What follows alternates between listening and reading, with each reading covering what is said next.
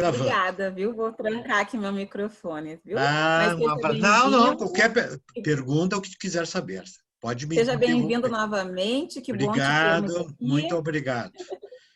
Boa noite. Bom, Pérola, nós vamos, se você se recorda da minha primeira aula, nós falamos ali acerca da questão da jurisdição internacional do juiz brasileiro, né? E estabelecemos o panorama que o juiz brasileiro, segundo o Código de Processo Civil, ele se subdivide em competência privativa ou exclusiva e competência concorrente. Basicamente, essa estrutura sintetiza como o juiz irá operar perante um conflito de direito internacional privado, à medida em que está estabelecido claramente na nossa lei que esta competência é exclusiva sobremaneira naqueles casos que envolvem bens situados no Brasil, certo? Ou seja, numa análise mais adequada do que nós pretendemos dizer, eu estou querendo aqui simplesmente estabelecer que esta regra de bens situados no Brasil é uma regra que determina a remanescência ou remanescente do que é concorrente. Ou seja, tudo que se tratar de conflitos envolvendo bens situados no Brasil, podem ser bens imóveis ou podem ser bens móveis, dependendo das circunstâncias, porque vocês sabem que lá no anterior código, de 1973, o que se analisava era que apenas bens imóveis situados no Brasil determinariam a competência exclusiva do juiz brasileiro. Ou seja, nenhum juiz estrangeiro poderá julgar isso. E, em virtude disso, se criou uma ideia um pouco errônea em relação a algumas causas específicas envolvendo bens situados no Brasil, né? Em que se estabelece o quê, pessoal? Se estabelece basicamente a ideia de que tudo que não for um bem situado no Brasil, dentro da espécie imóveis, como anteriormente constava, não estaria integrado por essa exclusividade.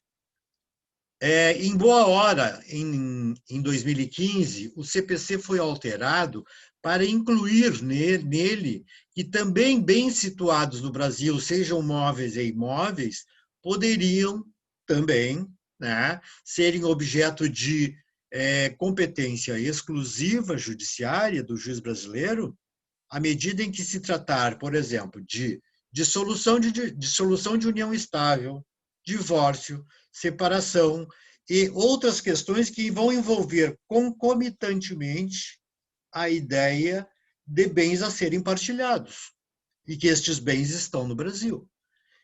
E, concomitantemente ainda, se estabeleceu que a questão relativa às ações determinadas nas relações de consumo em que se envolvem, né, questões de aplicação do CDC, do Código de Defesa do Consumidor, também possuem exclusividade do juiz brasileiro se o consumidor for brasileiro ou for domiciliar ou estiver domiciliado no Brasil. Então nós vemos que o que o Código Novo fez? O Código ampliou este conteúdo constante dos artigos anteriores para agregar essas questões envolvendo partilha de bens por dissolução de casamento, divórcio, separação e união estável, e mais as questões envolvendo litígios de natureza de consumo. E essas questões envolvendo consumo quando o consumidor está domiciliado no Brasil. E por que se colocou essas inovações? Porque este assunto foi pautado lá no Superior Tribunal de Justiça com uma efetiva dificuldade de discussão sobre a quem competiria a exclusividade de jurisdição. Até que agora, então, pela legislação, nós resolvemos a celeuma. E assim digo a vocês, se vocês querem entender acerca de competência exclusiva do juiz brasileiro, vocês têm que analisar essa questão sob o ponto de vista que tudo que remanesce a estes dispositivos é competência concorrente. Tanto o juiz nacional quanto o juiz estrangeiro podem julgar. Bom, eu ali estabeleci, eu acho que eu enviei a vocês também uns slides acerca deste assunto e sempre vou enviar alguns slides elucidativos e quem tiver dúvidas, por favor, me questionem lá no Moodle mesmo, através do fórum ou através da internet, né? E reclamem se eu não responder, por favor. E nós temos agora um compromisso formal, embora o professor Guilherme entrou magistralmente com o ponto das imunidades, né? Porque ele me deu o ensejo de voltar ao assunto que eu tratava para complementá-lo.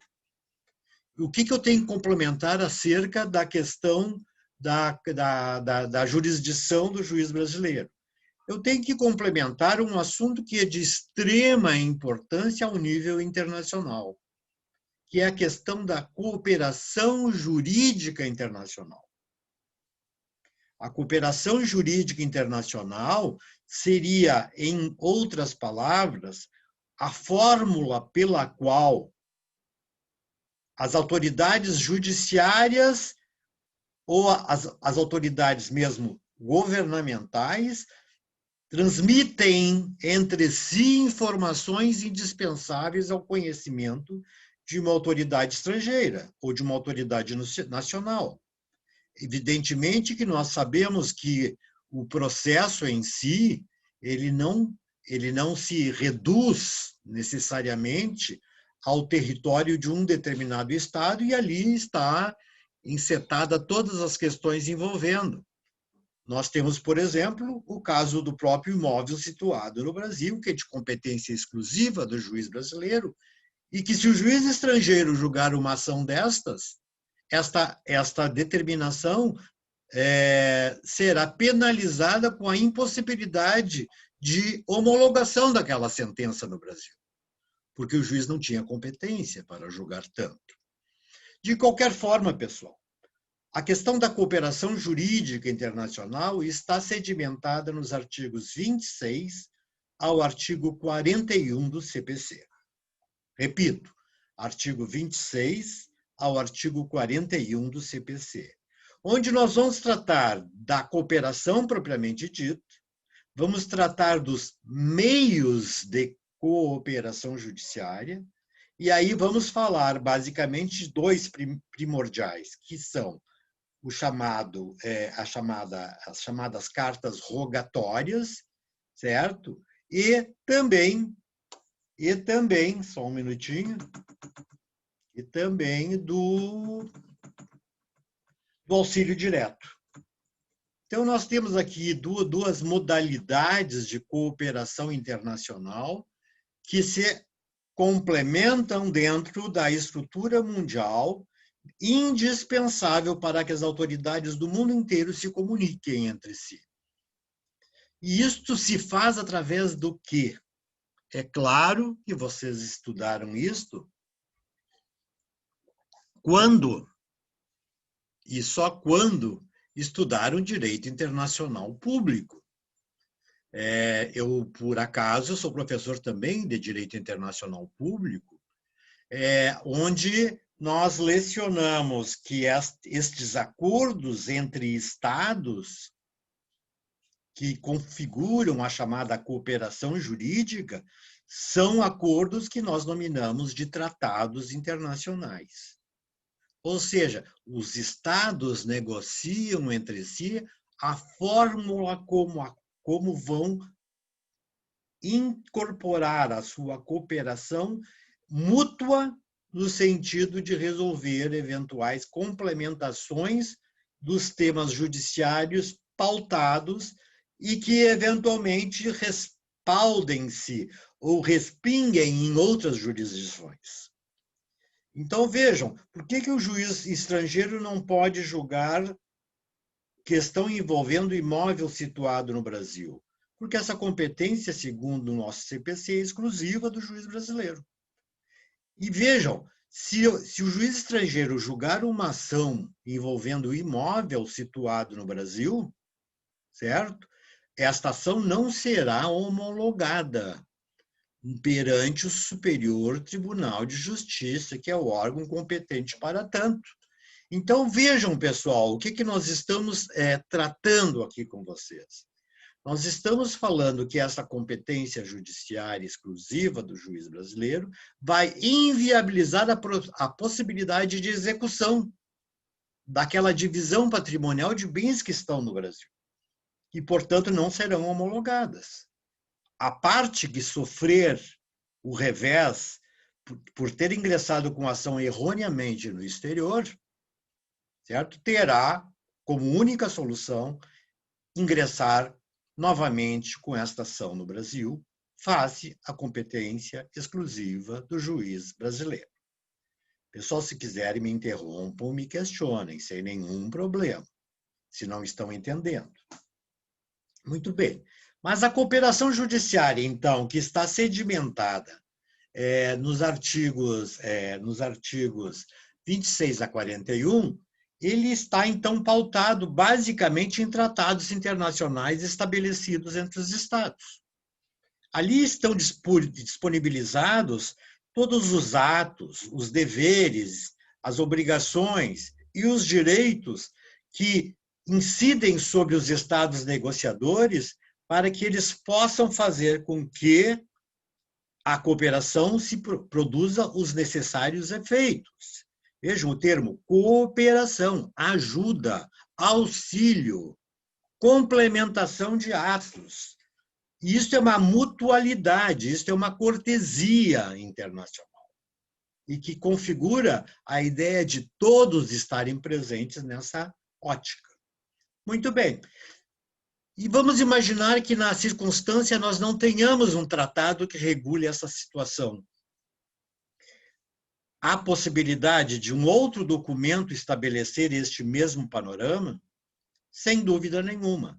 Nós sabemos que, na inexistência de um tratado internacional, os Estados podem agilizar os princípios de cooperação judiciária internacional através do que chamamos de reciprocidade diplomática. O que é reciprocidade diplomática? É um compromisso não tão formal quanto o tratado, mas no qual os Estados se reúnem e negociam itens de cooperação específicas. E, por isso, nós vamos verificar que a cooperação se estriba tanto nos tratados escritos, sempre escritos, quanto nos princípios de reciprocidade. Ou seja, se você fizer isto para mim, eu faço tanto quanto para você. Ou seja, é um acordo de cavalheiros entre as partes, por isso diplomático, onde eles estabelecem, frente à inexistência de um tratado pré-estabelecido, um compromisso de cooperação. Essas são as duas fórmulas pelas quais se originam os princípios de cooperação internacional. Só não há necessidade de cooperação estribada em tratados ou através de reciprocidade no caso da homologação das decisões estrangeiras, ou as antigas chamadas homologações de sentença. Hoje se usa o termo homologação de decisões, porque nem só sentenças são passíveis de homologação. Então, vejam, nós estamos diante da ideia de que esta homologação, que é um ato de cooperação, ele não é induzido por um tratado propriamente dito, ou por um princípio de reciprocidade, mas, acima de tudo, através de um princípio básico do direito internacional de cortesia. Todos os estados do mundo em princípio, sentem-se obrigados a homologar. Todos os estados do mundo recebem pedidos de homologação e enviam pedidos de homologação para dar finalidade às suas decisões. Assim sendo, nós temos, então, que a única exceção a essa regra geral é que a cooperação judiciária, em termos de homologação de decisões judiciárias, ou não judiciárias, vamos ver depois, ela se estabelece, ela se fundamenta a partir da ideia de um documento formal, mas que é totalmente dispensável, por ser princípio de direito, no caso da homologação da sentença estrangeira. Eu não preciso também estabelecer... Alguma perguntinha, por favor? Não? Nenhuma pergunta?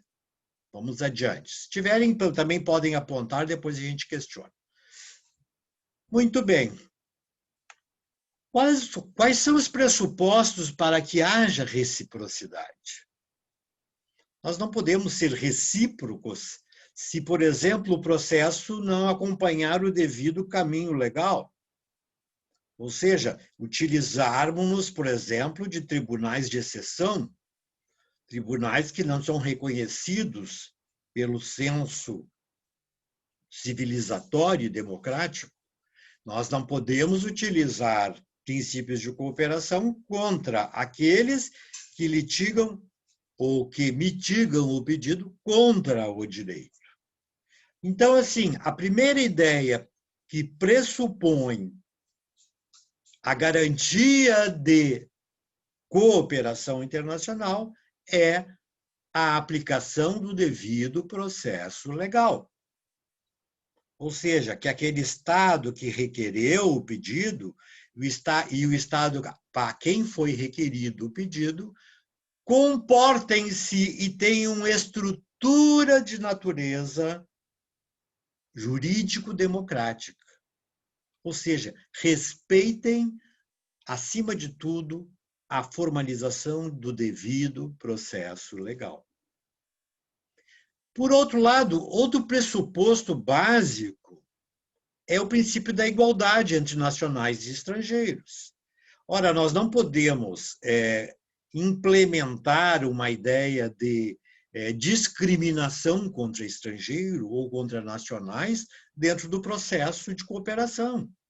Todos eles, nacionais ou estrangeiros, serão iguais, serão vistos como iguais, com iguais direitos e com iguais obrigações.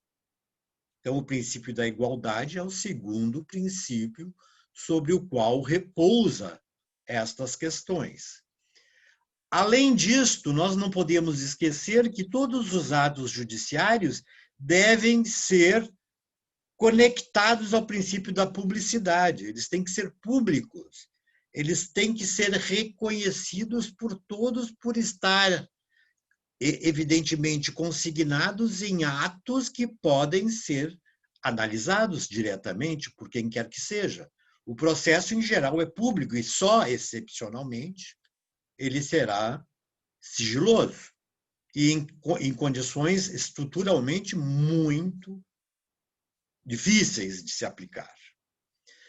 Ainda isto, além da publicidade que se dá a todos os atos envolvendo o processo de cooperação, nós temos que ter espontaneidade. O Estado que recebe um pedido de cooperação, respondendo ao Estado que o requer, este Estado, na verdade, tem que agir de forma espontânea, agir como real membro de transmissão de sua cortesia.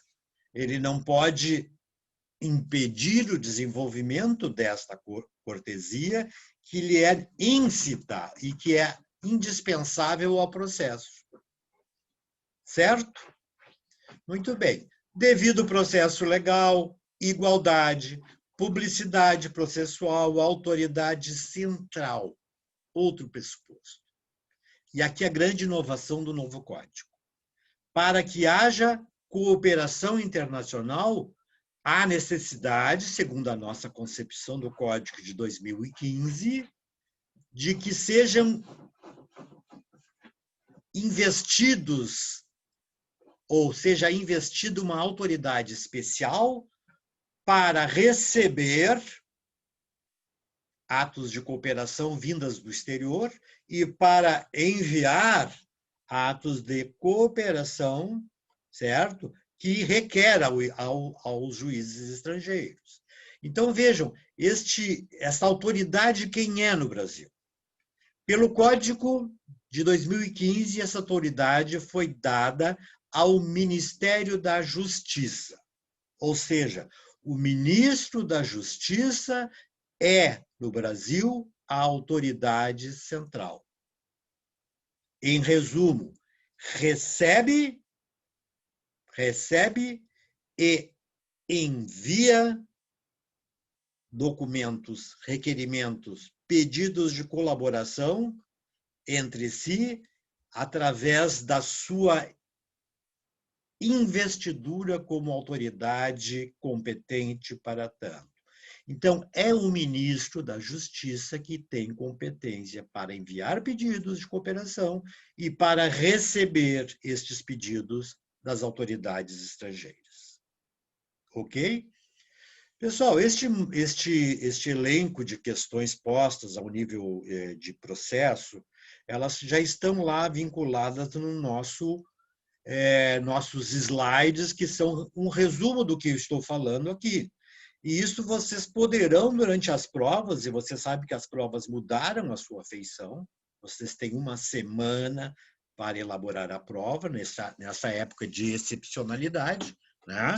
Então, vocês teriam uma semana para, evidentemente, analisar o contexto do que está escrito. Aliás, nas minhas provas, pessoal, vocês podem questionar os seus colegas, durante todos os tempos, sempre foram provas com consulta. E por que com consulta? Porque eu não consigo admitir um sujeito profissional que esteja obrigado a decorar todo o conteúdo de uma disciplina e, inclusive, iniciando-se na universidade, onde ainda está dando os primeiros passos para a aprendizagem. Assim sendo, se você não consegue ter ao seu alcance o material necessário para entender o assunto e saber aonde se encontra, não adianta decorar, até porque esquecerá, certo? Então, vejam, este conteúdo está lá no material, os nossos livros indicados como bibliografia vão implementar e conformar todo este conteúdo. Muito bem. Adiante, pessoal. Qual é o objeto da cooperação? O que a gente pede a nível de cooperação para um outro Estado ou o outro Estado pede para o Brasil? Muito bem.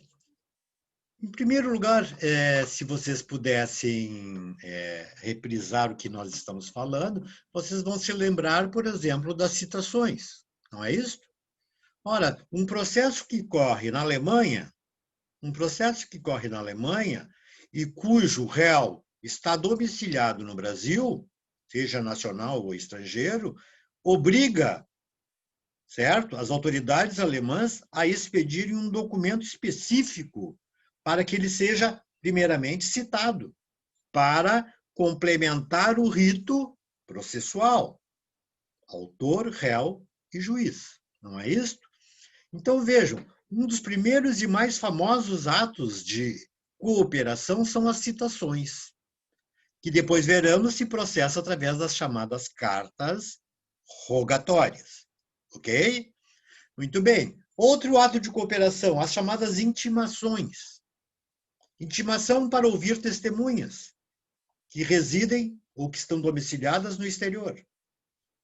Intimação do perito para que se manifeste acerca do seu laudo. Intimação para informar as partes acerca de uma audiência.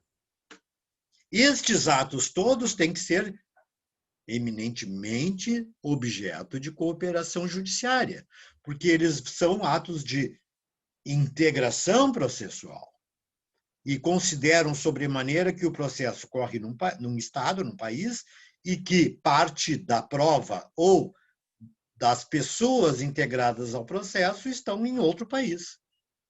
E o ato de cooperação é que vai fazer esta união entre eles. Eu envio a carta rogatória, cito o réu. Eu envio a carta rogatória, intimo a testemunha, e assim por diante. No mesmo contexto, as chamadas notificações.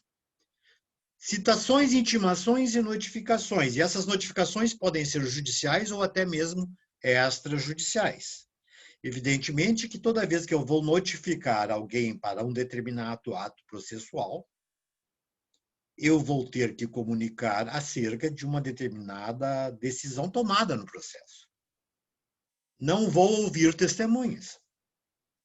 Se eu vou dizer que eu não vou ouvir testemunhas, como juiz, eu vou ter que notificar as partes do outro Estado acerca de que eu decidi isto. Eu decidi que estas testemunhas não serão ouvidas, até para que esta outra parte, devidamente notificada, possa implementar os recursos cabíveis à espécie. Isso vocês todos sabem.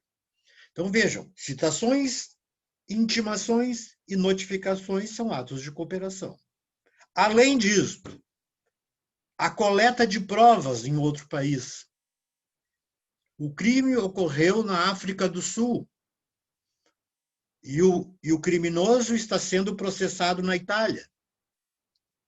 Eu vou coletar ao juiz sul-africano as provas que foram conduzidas no transcurso do inquérito policial, por exemplo, para que eu tenha, ou ao menos alguma das provas que não me chegaram às mãos, para que eu possa, então, a partir da coleta das provas, implementar, integrar o processo e ter maior conhecimento acerca dele. A busca de informações simples. Eu preciso saber se o fulano de tal está divorciado na Austrália. Por quê? A motivação será o fundamento do próprio pedido. Né? Eu quero saber porque eu quero que o juiz australiano possa comunicar-me, se for o caso, de se o fulano ou a fulana está divorciado. Então, vejam, essa busca de informações, e são informações dos maiores critérios possíveis e imaginários, são informações, inclusive, aquelas necessárias para que eu saiba ao que se refere a legislação tributária de Gana. O que a legislação tributária de Gana fala sobre este assunto que é objeto do meu processo? O que a legislação tributária das Ilhas Caimã falam acerca dessa questão? Os juízes não têm condições de saber tudo.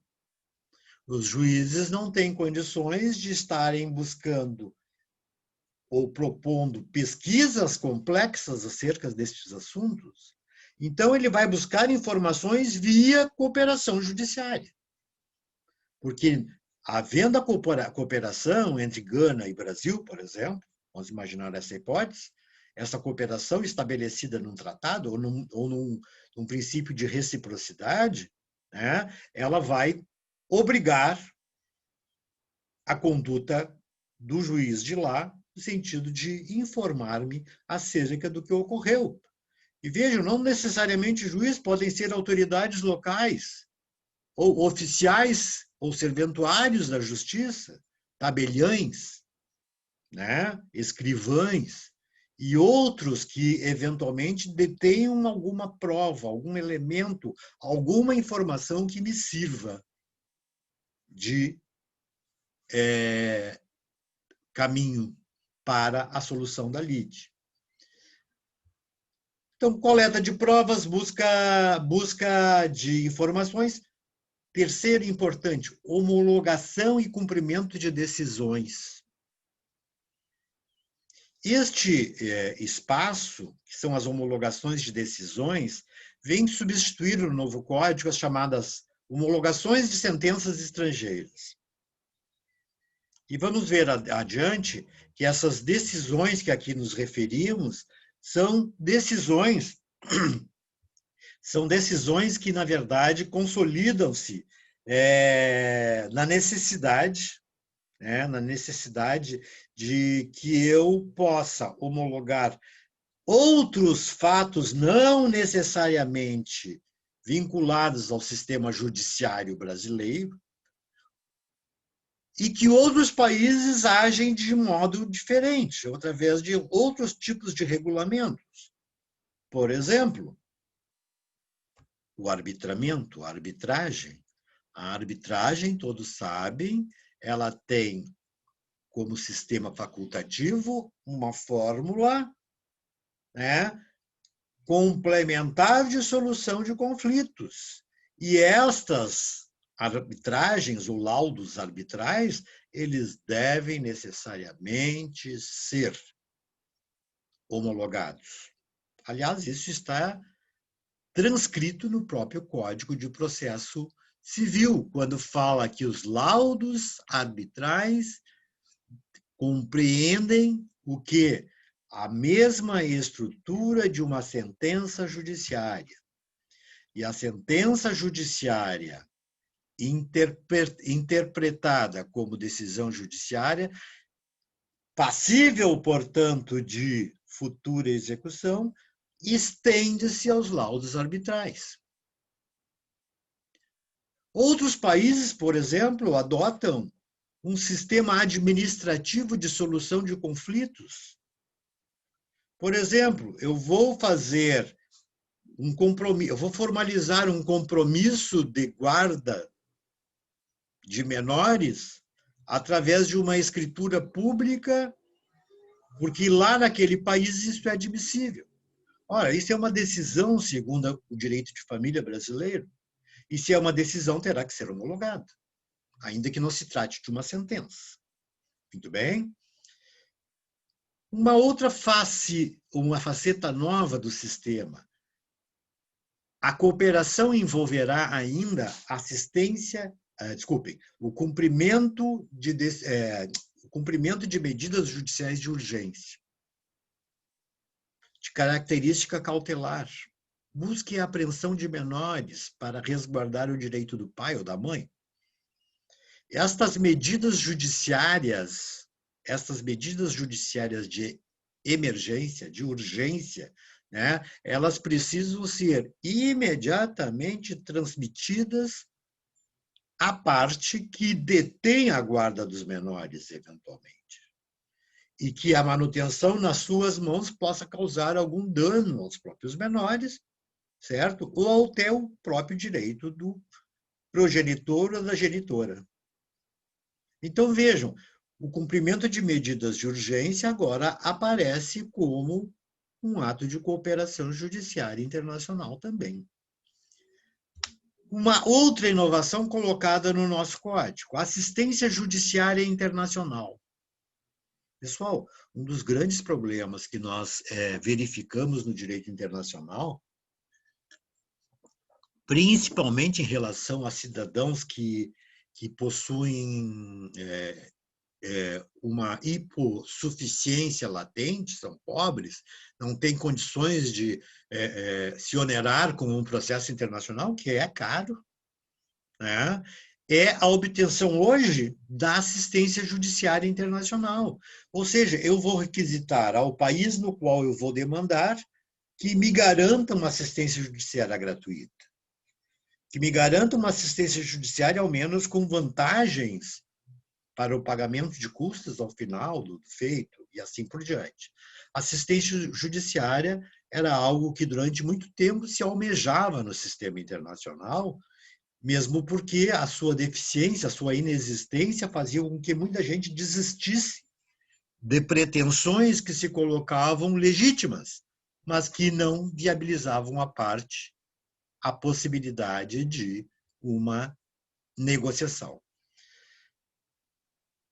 Enfim, todas as medidas judiciais e extrajudiciais que não estejam vedadas pela lei. Tudo que for concentrado na ideia de cooperação.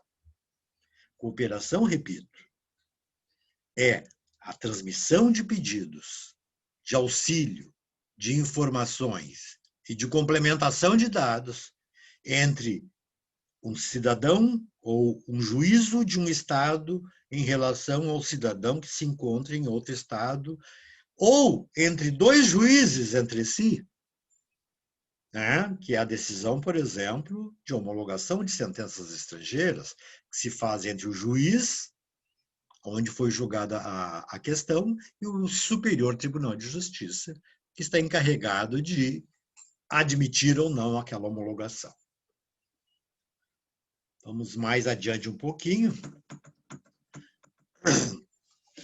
Vamos falar, a partir de agora, de duas questões básicas. Alguém tem uma pergunta a fazer? Giovana, Pérola? Não? Podem ficar tranquilos, não tem problema. Não é que a gente perca tempo, volte a semana que vem, mas é importante que vocês estejam com tranquilidade. Pérola, pois não? Eu estou fazendo as minhas contribuições para não te interromper no teu raciocínio. Sim. Via mensagenzinha. Ótimo, Pérola. Ótimo. Tu mandou, tá botando no Moodle, então? Não, eu coloquei no bate-papo aqui do nossa interação. Tá bom. Muito obrigado. Só para contribuir. Tá, tudo bom. Mas vocês estão entendendo o conteúdo? Está bom o entendimento? Tudo certo, professor. Tudo certo, está dando para entender certinho. Tá bom. Obrigado.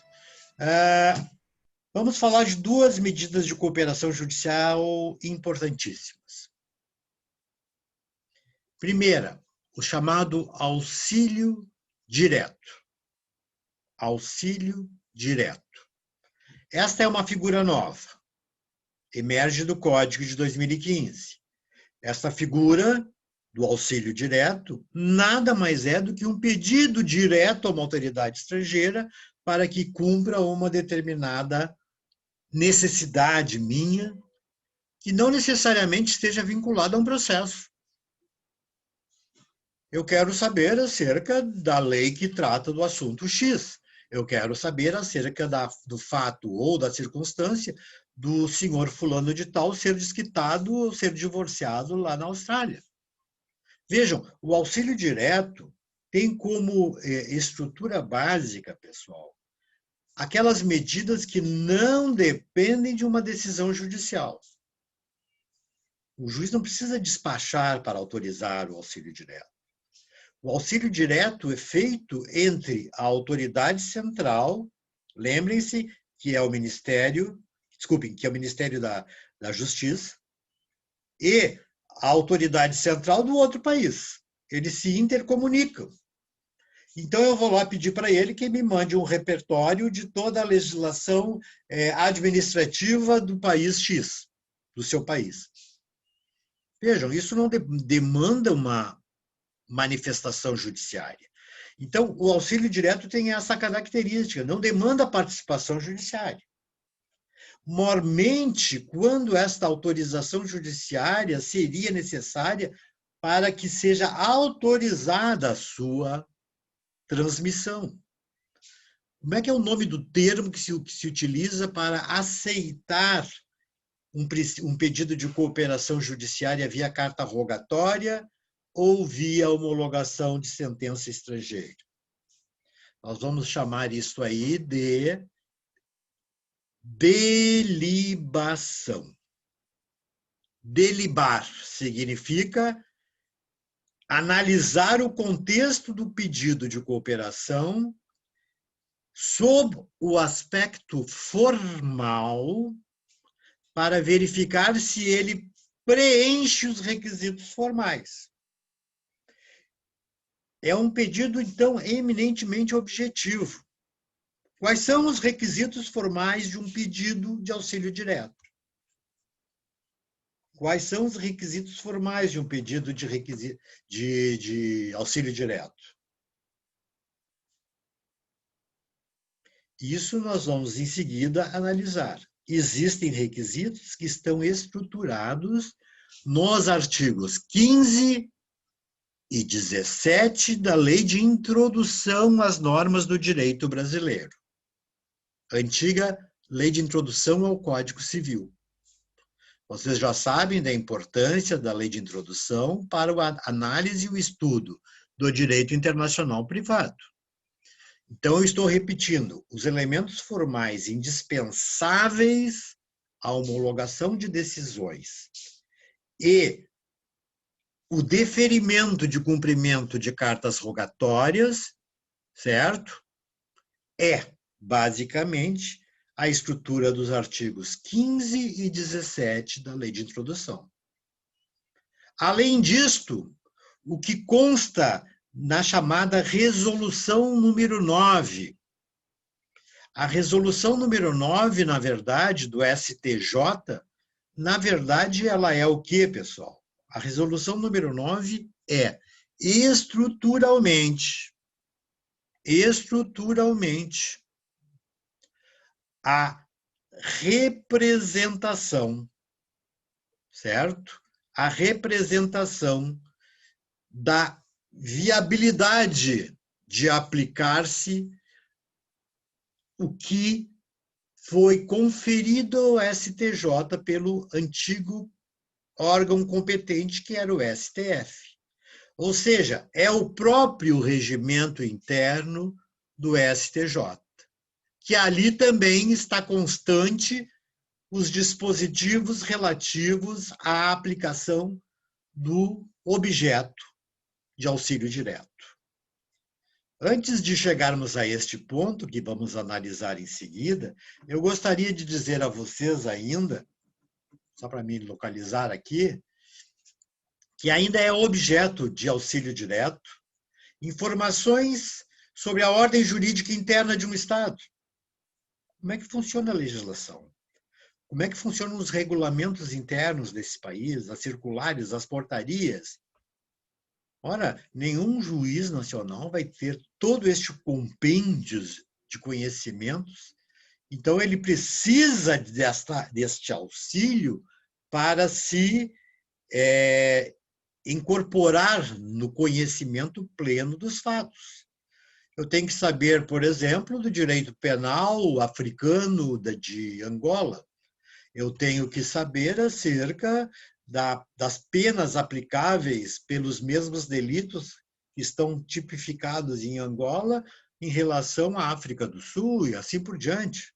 Então, eu quero saber acerca de um processo administrativo, tributário, por exemplo, e judiciais, ainda que findos. Eu posso pleitear ao juiz, que não vai dar nenhuma decisão, ele só vai autorizar o desarquivamento para me mandar os documentos, o conteúdo das provas que foram arroladas no processo já findo. E esta é uma fórmula de auxílio direto. Segundo, a coleta de provas de competência exclusiva do juiz brasileiro. Por exemplo, se tratar de imóveis situados no Brasil e um juiz estrangeiro estiver analisando sobre algum aspecto esta questão, ele vai ter que requisitar provas ao juiz brasileiro para verificar se o imóvel realmente está situado no Brasil, qual é a matrícula do imóvel, qual é a titularidade do registro de imóveis, etc., etc. e tal. E ainda outras medidas judiciais ou extrajudiciais que também não estejam proibidas em lei. Vejam, não há um conteúdo específico de natureza judiciária. São pedidos acerca de elementos necessários ao desenvolvimento de interesses estrangeiros e que vinculam-se ao princípio de cooperação e que são transmitidos pelas autoridades centrais de cada um dos países. Ok? Vamos lá.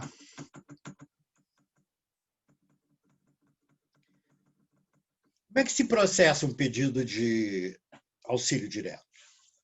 Repito, eu já falei, mas vamos repetir. A Autoridade Central Brasileira, que é o ministro da Justiça, se comunica com o seu par ou com a autoridade central de um outro país, seja quem lá a legislação atribuiu este encargo, certo? E para esta comunicação vai enviar para ele ou vai receber dele os pedidos. Então, é um pedido feito entre autoridades centrais. Em alguns países não vamos verificar a existência desse termo, autoridade central, como é aqui, mas ela é equivalente à autoridade central. Bom, outro aspecto de processamento, já sabem que não visamos, com o pedido de auxílio direto, o auxílio de atos, ou visamos prática de atos não jurisdicionais. Nós não precisamos de apoio judicial. Nós precisamos apenas, às vezes, de uma implementação de uma decisão judiciária no sentido de desarquivar autos, de enviar à parte documentos e as provas coletadas em um processo determinado, mas não uma decisão que diga não ou que diga sim, apenas uma manifestação de encadeamento processual, certo? E quem faz isso diretamente é a autoridade central. Olha, o auxílio direto pode ser passivo ou pode ser ativo. Quando é que é um auxílio direto passivo? Quando o juiz brasileiro recebe um pedido de cooperação via auxílio direto, que ele vai determinar o andamento e o pedido de tramitação regular. Eu tenho que saber do Tribunal de Contas do Rio Grande do Sul quais as contas aprovadas em relação ao deputado fulano de tal, ou o prefeito, ou seja o que for. Veja, a autoridade central, que é o Ministério da Justiça, pode pedir automaticamente para o Tribunal de Contas. O Tribunal de Contas, simplesmente, diante da verificação de que se trata realmente de um pedido de cooperação amparado por tratados e princípios de reciprocidade, ele vai encaminhar, sem nenhum problema. Esse é o auxílio direto passivo, ou seja, o Brasil é o agente passivo do ato pedido pela autoridade estrangeira. Agora, se demandar alguma atuação judicial, nós dissemos, não, mas não tem atuação judicial. Tem aquela atuação judicial no sentido de requerer ao juiz que desarquive autos, que busque nos autos do processo X o conteúdo das provas não ilícitas, para meu conhecimento. É claro que nisso aí nós vamos ter que ter o assessoramento de um organismo que vá ao juiz, porque a autoridade central não tem habilitação judiciária, né? Então, o Ministério da Justiça não vai poder diretamente requisitar ao juiz, tem que ter aquela autoridade que submete-se à habilitação necessária para requerer ao juiz. Por exemplo, no Brasil, é a Advocacia Geral da União, a AGU. A AGU faz, às vezes, de advogado do Estado para que possa requerer ao juiz o cumprimento das decisões tomadas no processo X. Certo? Ora, se for alguma medida de cunho criminal ou penal, eu vou requisitar isso a outra autoridade que tem supletivamente a figura do habilitante para tanto. Ou seja, quando se tratar de processos de competência do Ministério Público, podemos falar de ações criminais, podemos falar de interesses difusos, entre outros, né? Nós vamos verificar se houver este grau de competência do Ministério Público, é o Ministério Público que vai requerer ao juiz. Certo? Então, vejam, processos cíveis, a AGU, processos criminais e similares à questão vinculada ao Ministério Público, o Ministério Público. Por outro lado, o auxílio pode ser também direto, e aí é direto e ativo, né? Um é passivo e o outro é ativo. O direto ativo é encaminhado à autoridade estrangeira pelo juiz brasileiro, ou pela autoridade central brasileira, mais apropriadamente. Ou seja, a autoridade estrangeira vai receber o pedido para pela autoridade central, que age ativamente enviando para obter a resposta a este pedido. Ok? Bom, uma pergunta que eu vou deixar a vocês para me ajudarem a responder depois. Essas medidas eventualmente judiciais para desarquivamento de autos, para cópia de medidas constantes em autos, inclusive administrativos, mas que necessite um despacho simples, de mero expediente do juiz, qual o juiz competente para tanto? Dentro da organização judiciária brasileira, a quem são encaminhados os pedidos de auxílio direto quando demandarem alguma prestação de natureza jurisdicional? A Justiça Estadual, a Justiça Federal, a Justiça do Trabalho? Quem? Depois respondemos, certo? Bom, pessoal, eu estou verificando aqui que o período para me resguardar, eu vou passar um pouquinho, deixar um pouquinho maior isso aqui, porque eu quero falar hoje ainda para você sobre a carta rogatória. Eu vou deixar para a nossa próxima... Pois não? Seria a Justiça Federal? Exatamente, está respondido. É a Justiça Federal que tem essa competência, certo? Tanto para cumprimento de auxílio direto que demande prestação jurisdicional, quanto para o cumprimento de cartas rogatórias. Sempre a Justiça Federal. Né? Muito bem. O que é a carta rogatória? Em primeiro lugar, é um auxílio instrutório, né? É um auxílio de instrução ao processo, onde o Estado requer medidas para o cumprimento de determinados atos judiciais. Já vimos lá no início, né? Como as citações, as notificações, as intimações, a coleta de provas e outros de caráter executório restrito. Ou seja, é uma fórmula de encadeamento válido e regular de um processo. Se não houvessem cartas rogatórias, nós não estaríamos conseguindo viabilizar um princípio de cooperação internacional entre muitos países, porque, na verdade, há muito contrassenso em relação à utilização de soberanias próprias, no sentido de não quererem responder determinadas questões. Por isso, quanto mais forte for o nível de tratados internacionais e acordos de reciprocidade entre os Estados, mais forte se torna a própria justiça. Porque aí isso vai demonstrar a continuidade da persecução que se busca através do judiciário. Então, vejam, as cartas rogatórias são um elemento indispensável à própria formação do processo, principalmente o processo internacional e, sobremaneira, o processo internacional privado. Ok? Essas cartas rogatórias, na verdade, pessoal, elas podem ser ativas e passivas também. Ela é ativa quando é enviada pelo Brasil a outra autoridade estrangeira. E ela é passiva quando é recebida pelo Brasil de terceiros estados. Concorda?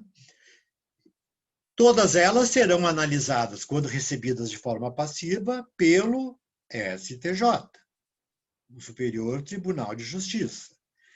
E o que o Superior Tribunal de Justiça tem que fazer?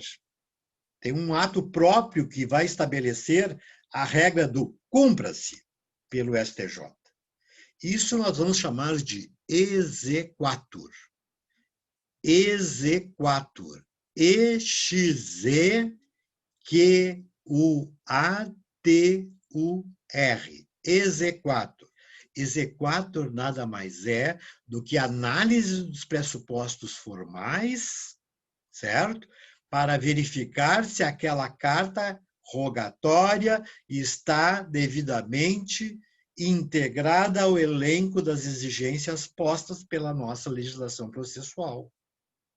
E também corre na Justiça Federal. Se o STJ fornece o exequatur, este exequatur será encaminhado à autoridade judiciária competente, Vejam, por exemplo, se for uma carta rogatória de citação de um réu que tem domicílio em Porto Alegre, Rio Grande do Sul, a Justiça Federal de Porto Alegre, Rio Grande do Sul, é que vai executar a medida diretamente e volta pelo mesmo caminho que foi. Certo? Como é que se processa a rogatória?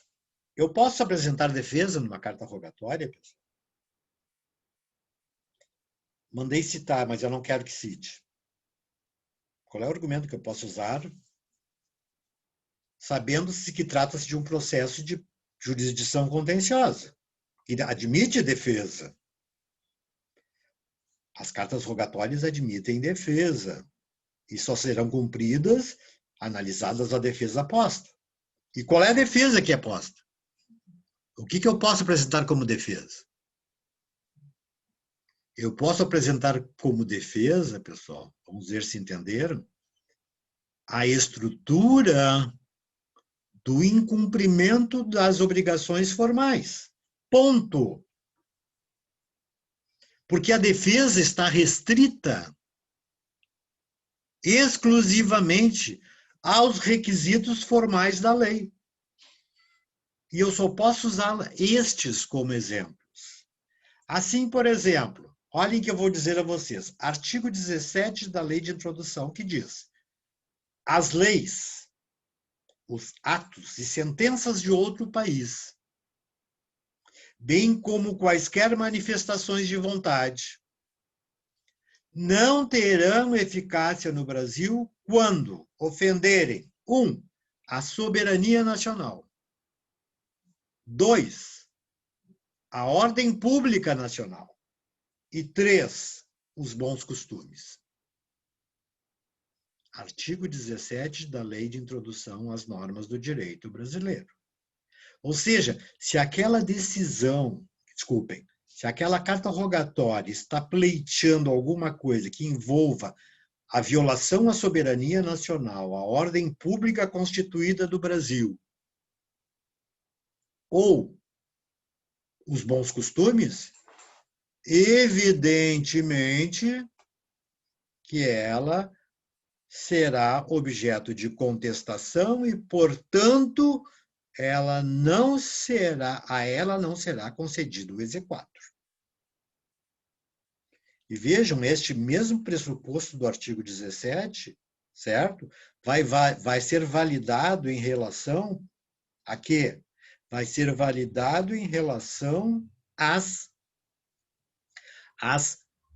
homologação das decisões estrangeiras. A homologação das decisões estrangeiras deve respeitar a soberania nacional, a ordem pública e os bons costumes.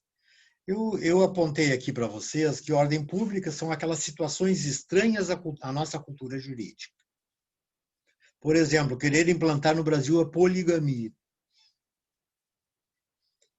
A Constituição Federal, ou seja, um princípio que viola a nossa Constituição Federal, ao interesse social do Brasil e os seus direitos básicos, os interesses básicos do povo brasileiro. Isto é ordem. Eu, por exemplo, não posso implementar uma carta rogatória de citação para divórcio se no Brasil não existisse o divórcio. Não existisse a lei do divórcio. Certo? E adiante. O que mais eu posso usar? Soberania nacional, ordem pública e bons costumes. Eu posso utilizar ainda um argumento mais formal ainda, que é a falta de autenticidade dos documentos que vieram juntos à carta rogatória. Ou seja, todos estes documentos que originam-se no exterior, eles têm que sofrer uma espécie de exame prévio e o quê? Uma tradução juramentada para o vernáculo do português. A tradução juramentada, aquela que faz fé pública, não é isso? Porque esses documentos têm que estar devidamente juramentados e traduzidos. E mais do que isto, autenticados pela autoridade diplomática ou consular do local de onde provém. Isso é autenticidade. Se faltou autenticidade, não haverá exequatur. O artigo 7º, por exemplo, quando se fala da resolução número 9, incluiu a resolução número 9, que hoje digamos, o regimento interno do STJ. Tem 3 artigos que foram alterados por essa resolução número 9. Eu li aqui. Concessão de exequatur em medidas de caráter executório. Antes não existia isso. Antes, só se houvesse um tratado autorizando. Então, vejam, hoje as cartas rogatórias podem servir, inclusive, para medidas de caráter executório. Segundo, artigo 8º. Autorização de dispensa da oitiva de interessados no processo, se podem eles inviabilizar o ato pretendido. Ou seja, o STJ pode dispensar a oitiva dessas testemunhas. Isso está composto no regimento interno. E, finalmente, o artigo 9º, que é a autorização do STJ para devolver ao Ministério da Justiça, que é a autoridade central, aquelas cartas rogatórias que não demandam juízo de delibação, ou seja, que seriam objeto de auxílio direto. Portanto, devolvo para que transforme esta rogatória simplesmente em ato de auxílio direto, sem necessidade de voltar à origem. Entenderam? Ainda, o que foi mais implementado dentro deste novo dispositivo do regimento interno? A possibilidade de redistribuição das cartas rogatórias dentro do STJ, quando for objeto de competência da Corte Especial do STJ. Por exemplo, toda vez que uma carta rogatória for impugnada, ela vai para a Corte Especial.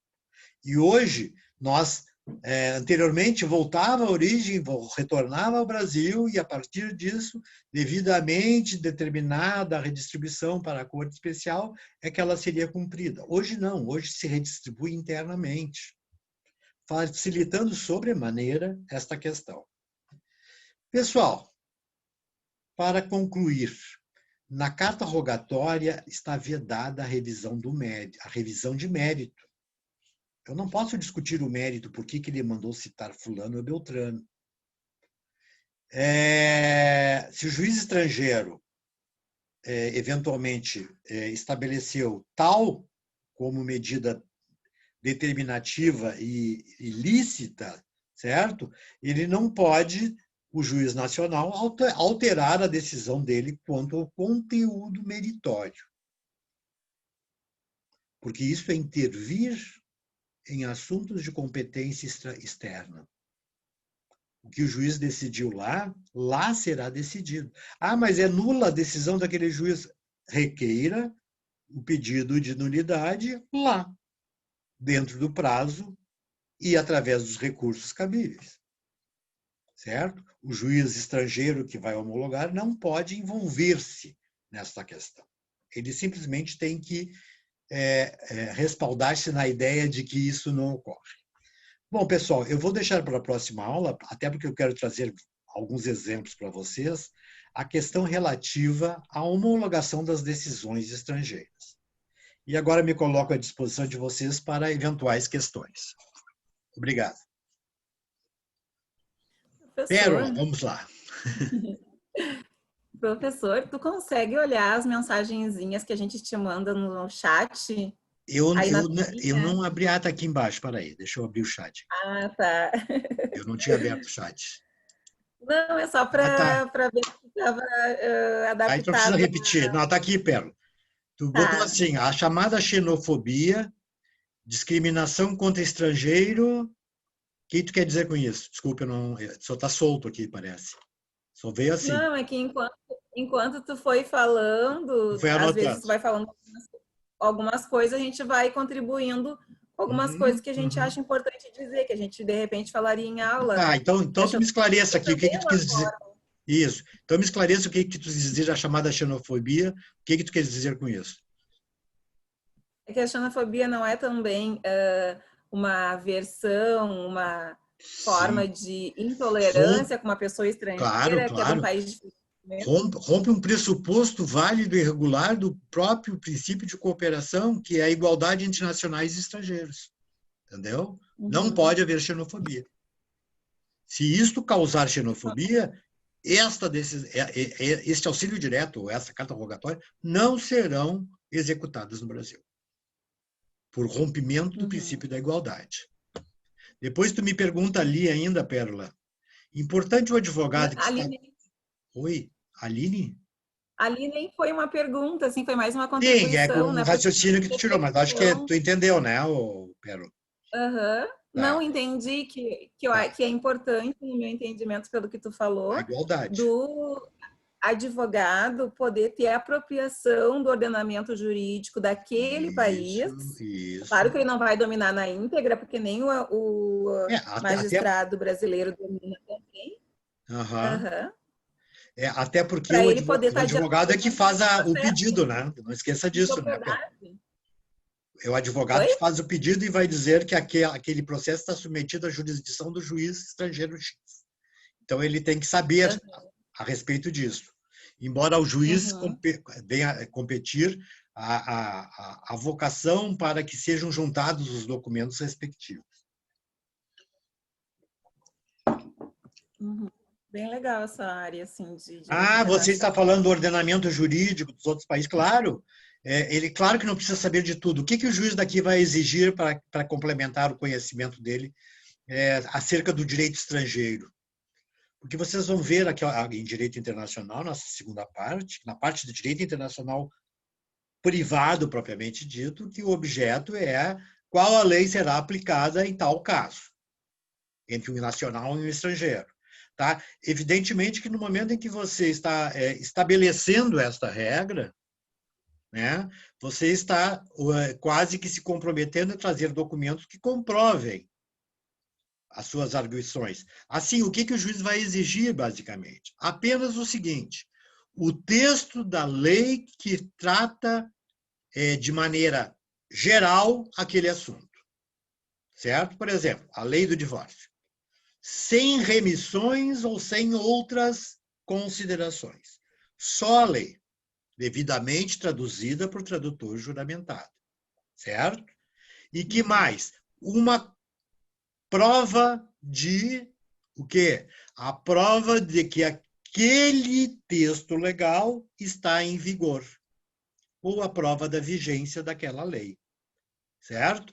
Então, o que nós temos aqui? Um compromisso do advogado internacionalista também nesse sentido. Até porque quanto mais você começa a entrar, você não é obrigado a isso, mas quanto mais você começa a entrar nesse emaranhado de decisões e de questões que tenham que ser objeto de auxílio ao juiz, melhor para o juiz. Alguns anos atrás, eu vou dizer a vocês com certeza, os juízes federais conheciam muito pouco de direito internacional privado.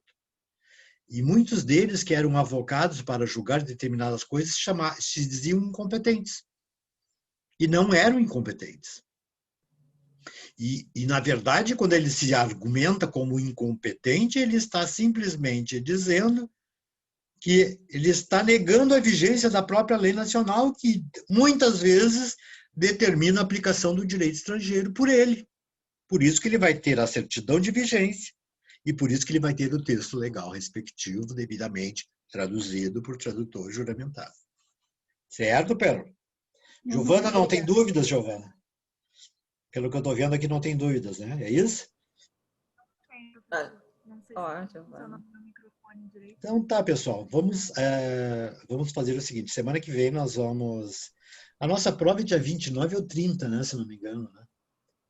Vocês sabem que essa prova é tranquila, né, pessoal? Vocês, na verdade, houve uma alteração substancial. Eu ainda não fui convocado nem para promover a prova, mas eu quero terminar essa parte da homologação das decisões estrangeiras. Por quê? Porque eu vou mandar para vocês na semana que vem, junto com ela, uma série de exercícios de concurso público, e de provas da OAB, para que vocês comecem a exercitar isso de maneira mais pessoal. E aí nós vamos fazer comentários sobre as respostas e vamos explicar aquilo que vocês eventualmente não tiveram condições de absorver, certo? É isso. Ok, pessoal? Foi um grande prazer. Muito obrigado por me aguentarem até esta hora, tá? E gostaria que vocês estivessem novamente presentes para um assunto importantíssimo, que é a homologação das decisões estrangeiras. Ok? Tá bom, professor. Abraço, Pérola. Abraço, Giovana. Abraço, professor. Boa noite, boa semana. Boa noite. Até logo.